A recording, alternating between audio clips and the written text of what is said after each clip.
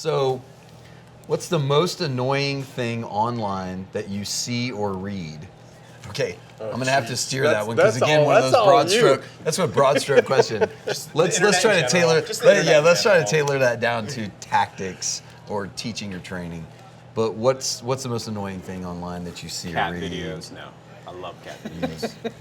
Well, that explains a lot. The most annoying. Well, see, that's my problem. I don't get on those. I don't watch the videos. Well, because it frustrates you to see what is. I honestly don't. So amplified. I really, honestly couldn't tell you what annoys me because I haven't seen. I've heard of what about the flip mag thing?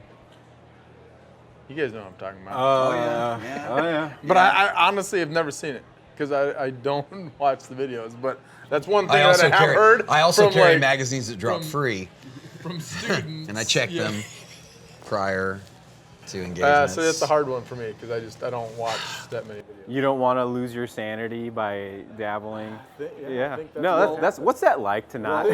What's that like to not have that just bother you? So I think this goes back to what we were talking about students, about learning things from students. And you actually touched on this. You said, I learn something from every course I go to that's taught by somebody else. I do too, but it doesn't necessarily mean I learned what to do.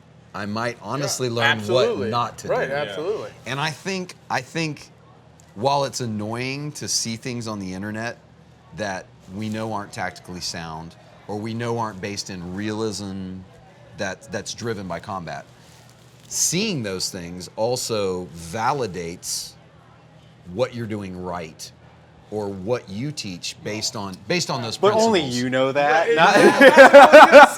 That's not true. The internet doesn't. That's not true. Okay, so the internet as a whole may not know that, but I believe that there is a community, and we talked about this. It's a silent majority. We talked about that silent majority. Yeah. There's a silent majority that gets in there, and they're in that niche, and they understand. You know what? That's crap. Yeah. What I'm looking at here is not. It's not functional. It's not safe. It's not tactical. It's not practical. None of those benchmarks that you should grade your training and your skill set against are valid here. None of them. It's all exhibition. One of the that's That's an awesome word. fantastic descriptive I word. usually say content, but exhibition. Yep. Yeah, so one of the things I think is really dangerous. I already copyrighted it, trademarked it. Yeah, I was gonna say trademark. Whatever the right thing is right now. I did it. Yeah, I did. No, so one of the more dangerous things I see is a lot of the guys that are they purport that they're training for close contact with their concealed carry. So they'll focus on their sub-second draw from a holster. And it's hey, bro, if you're truly in close contact, They're up this. They're doing it in less than a second. Yeah.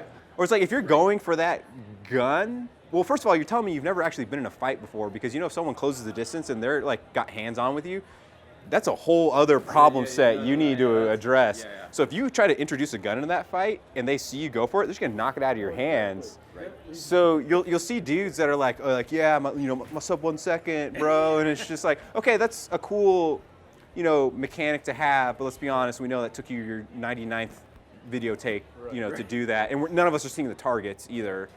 So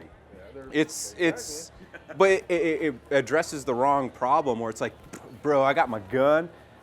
I played high school football. I'm gonna save the princess. I got my gun in the fight, And it's dude, if someone's gonna go hands-on with you and they see that shit happen, you're gonna lose. Questions that we were already talking about. That's scary shit because they're putting that out there, and now guess what? And it becomes the norm. Everyone else is going out and trying to do. Yeah. They're all trying to get sub. And dudes are shooting their dicks off and Right. stuff. Hell yeah. Or I'm pretty sure I saw one where the guy he was doing the whole you're pushing him away, and he shot his freaking hand. Yeah. So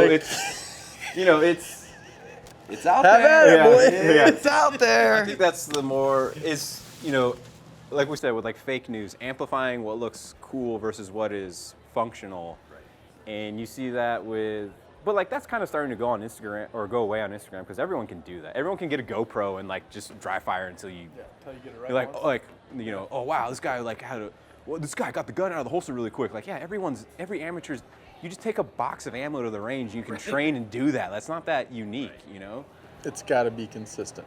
Like if someone did that and was able to do it 10 times in a row Sure. and hit Yeah. A-zone shots, Hey. you know, it'd be like, all right. All right. Or push the target out to But yeah, distance. just like you said, they're doing it 30 times and Yeah. getting it right once. Right. Now try doing it in a stressful situation. Exactly.